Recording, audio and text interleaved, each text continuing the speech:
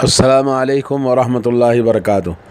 دوستو بھائیو، آج آپ کے سامنے آپ ایک عزیز دوست جس کو آپ سب جانتے ہیں وہ ہے شیطان۔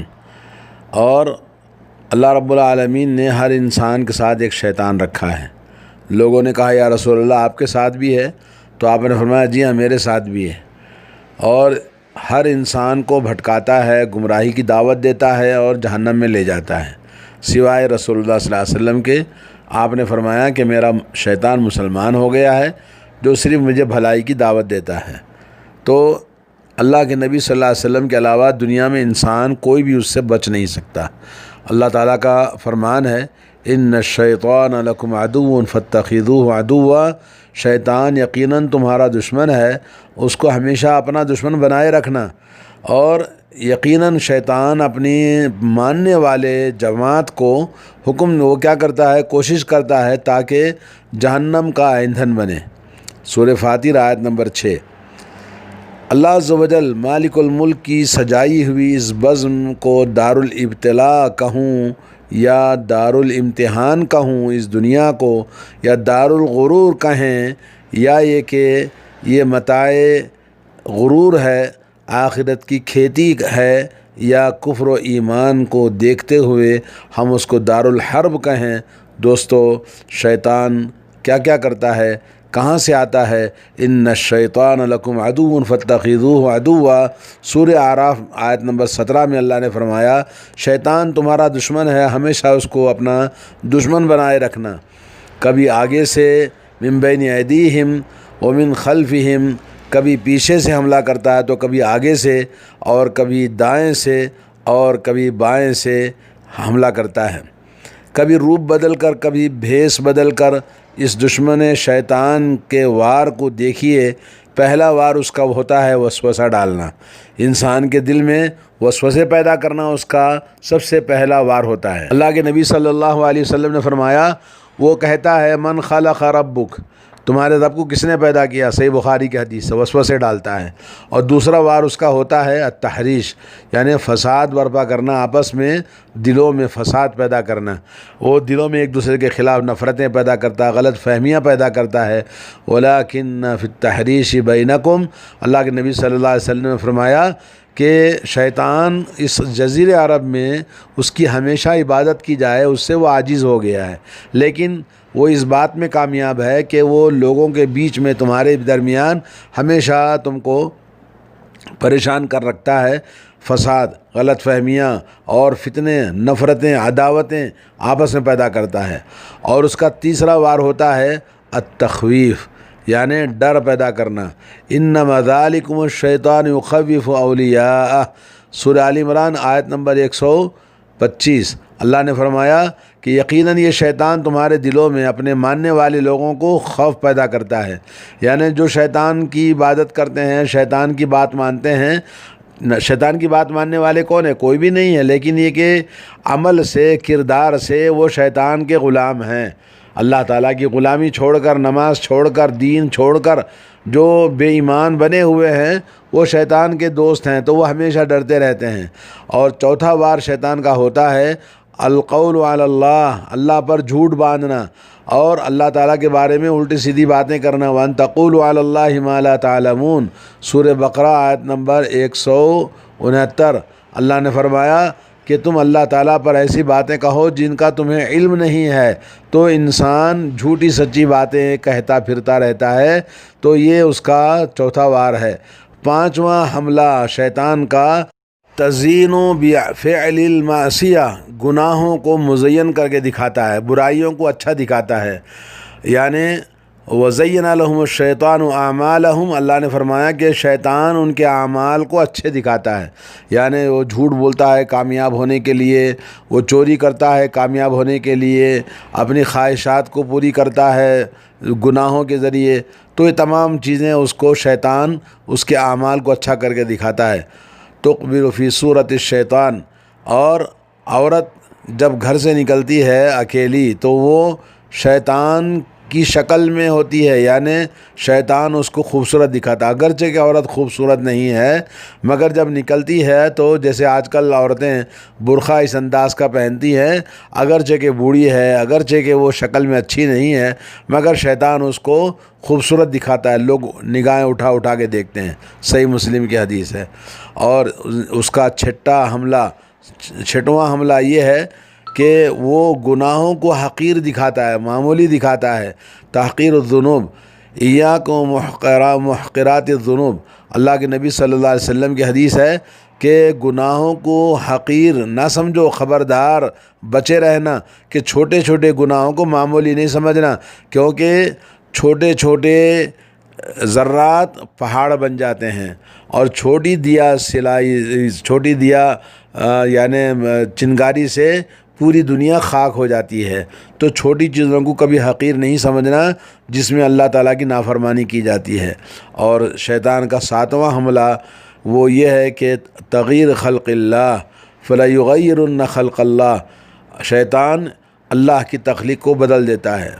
جیسا کہ آج آپ دیکھ رہے ہیں کہ انسان راتوں میں جاگنا، جبکہ نبی علیہ الصلوۃ والسلام نے کہا رات میں جاگنا آپ کو پسند نہیں تھا اور صبح جلدی اٹھنا چاہیے، جیسا کہ اللہ کے نبی صلی اللہ علیہ وسلم تہجد کو جاگتے، صحابہ اکرام تہجد کو جاگتے، اسلام نے یہی تعلیم دی ہے، اور صبح کی نماز کے چھوڑنے کا سوال ہی نہیں پیدا ہوتا۔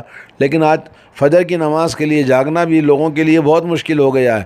مشکل سے ممکن ہے کچھ 10 سے بھی کم % لوگ نماز کے لیے مسجدوں کو آتے ہیں فجر میں۔ تو میرے دوستو، شیطان نے آج ہماری تخلیق بدل دی ہے، یعنی اللہ تعالیٰ نے جس شکل میں پیدا کیا، مردوں کو داڑھی پسند نہیں ہے، مردوں کی اسلامی نظام، اسلامی شریعت، اسلامی زندگی پسند نہیں ہے، سب کچھ بدل گیا ہے، کیونکہ انسان بدل گیا، شیطان نے بدلوا دیا ہے۔ اور شیطان کا 8واں حملہ الصد عن ذکر اللہ، ذکر الہی سے انسان کو روکتا ہے۔ وَيَصُدُّكُمْ عَنْ ذِكْرِ اللَّهِ، اللہ نے سورہ مائدہ میں آیت نمبر 51 فرمایا کہ شیطان تمہیں اللہ کے ذکر سے، اللہ کی یاد سے روکتا ہے۔ اور ظاہر بات ہے جو انسان دنیا میں مگن ہے، قُلْ هَلْ نُنَبِّئُكُمْ بِالْأَخْسَرِينَ أَعْمَالًا، ہم تم کو بتلائیں ان لوگوں کے بارے میں جو سب سے زیادہ نقصان اٹھانے والے ہیں دنیاوی زندگی میں۔ وہ کون لوگ ہیں؟ جو دنیا کے اعمال اور کاموں کو اچھا سمجھتے ہیں کہ ہم اچھا کام کر رہے ہیں، حالانکہ وہ سب سے بڑے نقصان اٹھانے والے ہیں۔ اور شیطان کا 9واں حملہ ہے التبذیر یعنی فضول خرچی۔ شیطان ہمیشہ انسان کو فضول خرچی کرواتا ہے۔ ان المبذرین کانوا اخوان الشیاطین وکان الشیطان لربہ کفورا، بنی اسرائیل آیت نمبر 27، اللہ نے فرمایا یقیناً فضول خرچی کرنے والے وہ شیطان کے بھائی ہیں، اور شیطان اپنے رب کا نافرمان اور کافر ہے۔ تو اس طرح سے شیطان ہمیشہ دیکھیں گے کہ دنیا میں شیطان کافروں کو نہیں فضول خرچی کرواتا ہے، مسلمانوں ہی کو فضول خرچی کرواتا ہے۔ شادی بیاہ میں دیکھ لیں کہ غیر مسلموں کو دیکھ لیں، اور اسی طرح سے کسی کا جنازہ ہوا، کوئی مر گیا تو مرنے والا مرنے کے بعد میں اپنے اعمال کو پاتا ہے۔ تو شیطان نے یہ دھوکہ دے رکھا ہے کہ 30واں تیجا کرو، 10واں کرو، 20واں کرو، چہلم کرو، یہ سب اس کو فائدہ ہوتا ہے، حالانکہ کوئی فائدہ نہیں ہوتا ہے، یہ سب فضول خرچی ہے۔ جی، شیطان کا 10واں حملہ یہ ہے کہ وہ نماز میں سستی اور کاہلی پیدا کرتا ہے۔ علیک لیل طویل، صحیح بخاری کی حدیث ہے کہ کہتا ہے ارقد، سو جاؤ، ابھی بہت لمبی رات ہے، رات تھکا ہوا ہے، رات جگا ہوا ہے، کام بہت مشقت والا ہے، جاگے گا تو نیند خراب ہوگی، اور نیند نہیں آئے گی تو کام نہیں کر پائے گا، اس طرح سے وسوسے ڈالتا ہے۔ اور اسی طرح سے نہ جانے اور کتنے ہی وار اور کتنے ہی راہیں ہیں اس ظالم لعین کے پاس ایک مسلمان کو گمراہ کرنے کے لیے۔ اور دوستو بھائیو، ایمان سے بڑھ کر، عقیدہ توحید سے بڑھ کر، عمل صالح سے بڑھ کر کوئی دولت ہمارے پاس نہیں ہے۔ یہ ظالم میرے اور آپ کا جو سب کا دشمن ہے، آخر اس سے نجات کیسے ہم حاصل کر سکتے ہیں؟ شیطان سے نجات پانے کے لیے قرآن و سنت کی روشنی میں کچھ باتیں آپ کو بتاتا ہوں۔ سب سے پہلے نمبر 1، ایمان پر قائم رہنا۔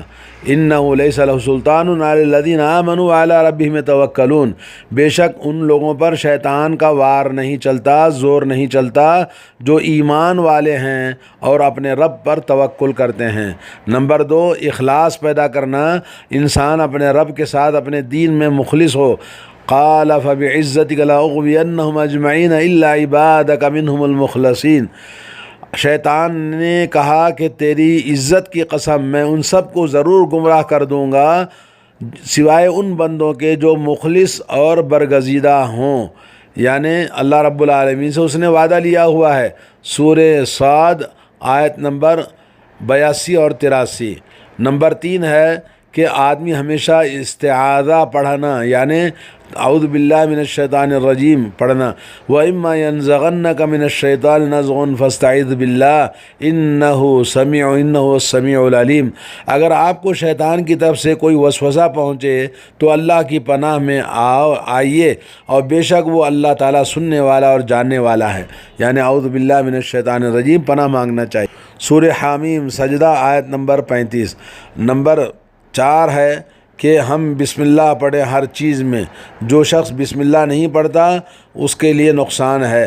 حضرت ابن عباس رضی اللہ تعالیٰ عنہ کی صحیح بخاری میں حدیث آئی ہے کہ فرمایا ان احدکم اذا اتى اہلہ، جب تم میں سے کوئی آدمی اپنی بیوی کے پاس آتا ہے ہم بستری کرنے کے لیے اور دعا پڑھتا ہے بسم اللہ اللہم جنبنا الشیطان وجنب الشیطان ما رزقتنا، اگر تم میں سے کوئی شخص اپنی بیوی کے پاس ہم بستری کے لیے آئے اور یہ دعا پڑھ لے تو اللہ تبارک و تعالیٰ اسے اگر اولاد بخشنی ہے تو اس کو شیطان کا نقصان نہیں پہنچائے گا۔ تو یہ ولم یسلط علیہ، شیطان اس پر غلبہ نہیں پا سکتا۔ تو اس طرح سے لم یضرہ الشیطان ابدا، ایک اور حدیث میں ہے، سب بخاری کے اندر حدیثیں ہیں کہ شیطان کبھی اسے تکلیف نہیں پہنچا سکتا۔ تو آج کہاں ایسے مسلمان ہیں جو بیوی کے پاس ہم بستری کے لیے جب آئیں تو یہ دعا یاد رکھتے ہوں اور پڑھتے ہوں؟ تو دوستو یہ کتنی بڑی بات ہے کہ ہمارے بچے پیدا ہوتے ہیں شیطان کے حملے پر، تو وہ بچے پیدا ہونے کے بعد میں نیک صالح کیسے بنیں گے جن کے پیچھے شیطان ہاتھ دھو کے پڑا ہوا ہے۔ اور اسی طرح سے نمبر 5 ہے آیت الکرسی پڑھنا، اور آیت الکرسی پڑھنے سے حضرت ابو ہریرہ کی حدیث ہے صحیح بخاری کے اندر کہ جب تو رات کو بستر کا آئے تو آیت الکرسی پڑھ لے، ایک نگران اللہ تعالیٰ کی طرف سے مقرر ہو جاتا ہے اور صبح تک شیطان تیرے قریب نہیں آ سکتا، اللہ کے نبی صلی اللہ علیہ وسلم نے فرمایا۔ نمبر 6 ہے کہ معوذتین پڑھنا۔ حضرت عبداللہ بن خبیب رضی اللہ تعالیٰ عنہ کی حدیث ہے سنن ابو داؤد میں، فرمایا قل هو اللہ احد المعوذتین، یعنی قل هو اللہ صبح و شام 3 مرتبہ سورہ اخلاص اور قل اعوذ برب الفلق قل اعوذ برب الناس پڑھ لیجئے، ہر چیز کے نقصان سے آپ بچے رہیں گے۔ اللہ کے نبی صلی اللہ علیہ وسلم سونے کے بعد آپ سونے سے پہلے آپ ان چیزوں کو پڑھ کر آیت الکرسی اور تینوں قل پڑھ کے اپنے جسم پر دم کرتے تھے۔ علماء کہتے ہیں گویا اللہ تبارک و تعالیٰ آپ کے جسم پر دم کرنے سے یہ خول چڑھا دیتا ہے جو شیطان کی حفاظت کرتا ہے۔ اور ہمیشہ قرآن مجید کی تلاوت کرنا نمبر 7 ہے۔ وَإِذَا ذَكَرْتَ رَبَّكَ فِي الْقُرْآنِ وَحْدَهُ وَلَّوْا عَلَىٰ أَدْبَارِهِمْ نُفُورًا، اور جب آپ قرآن میں اپنے اکیلے رب کا ذکر کرتے ہیں تو وہ پیٹھ کے بل دوڑ جاتے ہیں، یعنی کافر لوگ، یعنی شیطان بھاگ جاتا ہے۔ اور سورہ بقرہ کی تلاوت کرنا خاص طور پر اللہ کے نبی صلی اللہ علیہ وسلم نمبر 8 یہ ہے کہ سورہ بقرہ کی تلاوت کی جائے۔ صحیح مسلم میں حدیث ہے لا تجعلوا بیوتکم مقابرا، اپنے گھروں کو قبرستان نہ بناؤ، یقیناً شیطان اس گھر سے بھاگ جاتا ہے جس میں سورہ بقرہ کی تلاوت کی جائے۔ ایک اور حدیث میں حضرت ابو امامہ الباہلی رضی اللہ تعالیٰ عنہ کی صحیح مسلم میں حدیث ہے کہ بے شک اس کو پڑھنے کی برکت ہے، یعنی سورہ بقرہ، اور چھوڑنا شرمندگی اور ندامت ہے، اور اس کے پڑھنے سے انسان جادو ٹونے سے محفوظ رہتا ہے۔ نمبر 9، سورہ بقرہ کی آخری 2 آیات کا اہتمام کرنا، جیسا کہ حضرت ابو مسعود انصاری رضی اللہ تعالیٰ عنہ کی صحیح بخاری کے اندر حدیث ہے کہ جو شخص رات کو سورہ بقرہ کے آخری 2 آیات کی تلاوت کرتا ہے اس کے لیے اللہ رب العالمین کی طرف سے حفاظت کے لیے اور عبادت کے لیے اللہ تعالیٰ فرشتہ مقرر کرتا جی۔ اور قرآن مجید کی تلاوت میں نمبر 10 یہ ہے کہ جب قرآن مجید کی تلاوت کریں تو سجدہ جب آئے، سجدہ کرنے سے بھی شیطان بھاگ جاتا ہے۔ جب کوئی شخص دوران تلاوت آیت سجدہ پڑھنے کے بعد سجدہ کرتا ہے تو شیطان روتے پیٹتے علیحدہ ہو جاتا ہے اور کہتا ہے، ہائے میری بربادی، ابن آدم کو سجدے کا حکم ملا تو اس کے لیے جنت ہے، اور مجھے سجدے کا حکم ملا تو میں نے انکار کیا تو میرے لیے جہنم ہے۔ صحیح مسلم کی یہ حدیث ہے۔ اور اسی طرح سے نمبر 11، صبح شام کے اذکار۔ صبح شام کے اذکار کو اہتمام کے ساتھ پڑھنا، اور یہ بھی شیطان سے بچنے کے لیے بہت ضروری ہے، کیونکہ اللہ کے نبی صلی اللہ علیہ وسلم کے سے بہت ساری فضیلت اس کے بارے میں آئی ہے۔ نمبر 12، گھر سے نکلنے کی دعا پڑھنا۔ جب کوئی آدمی گھر سے نکلے تو یہ دعا پڑھ لے، بسم اللہ توکلت علی اللہ لا حول ولا قوت الا باللہ، تو اسے کہا جاتا ہے کہ تجھے کفایت کر لیا گیا، اللہ تعالیٰ کی طرف سے کفایت ہو جاتی ہے، اور شیطان سے اللہ تعالیٰ اس کو بچا لیتا ہے، اور شیطان اس سے دور ہو جاتا ہے، اور اللہ رب العالمین کی طرف سے اس کو ہدایت ملتی ہے۔ تو اس طرح سے آدمی کو چاہیے کہ گھر سے نکلے تو دعا پڑھ کے جائے۔ آج بہت سارے لوگ بکری کی طرح جاتے اور آتے ہیں گھروں کے اندر، کوئی دعا نہیں پڑھتے۔ اور نمبر 13، کسی جگہ پڑاؤ کے وقت یہ دعا پڑھنا ہے۔ کیا دعا پڑھنی ہے؟ جو شخص کسی جگہ پر پڑاؤ ڈالے، رکے یا جائے، جیسے گارڈن ہے یا کسی جگہ پہ جائے، تو یہ دعا پڑھے، اعوذ بکلمات اللہ التامات من شر ما خلق۔ جب تک اس جگہ پر رہتا ہے اسے کوئی چیز نقصان نہیں پہنچاتی۔ اذان کا اہتمام کرنا، اذان کا جواب دینا۔ نمبر 15، نماز کی پابندی کرنا۔ نمبر 16، نماز میں سستی نہ کرنا۔ اور نمبر 17، گھر میں داخل ہونے کی دعا پڑھنا۔ نمبر 18، غیر محرم کے ساتھ خلوت سے بچنا۔ نمبر 18، جماعت سے ہمیشہ جڑے رہنا۔ نمبر 19، فضول خرچی نہ کرنا۔ نمبر 20، نیکی کا، عمل صالح کا ہمیشہ اہتمام کرنا۔ تو یہ چند چیزیں تھیں جو شیطان سے بچنے کے لیے اللہ تبارک و تعالیٰ مجھے اور آپ کو توفیق عطا فرمائے۔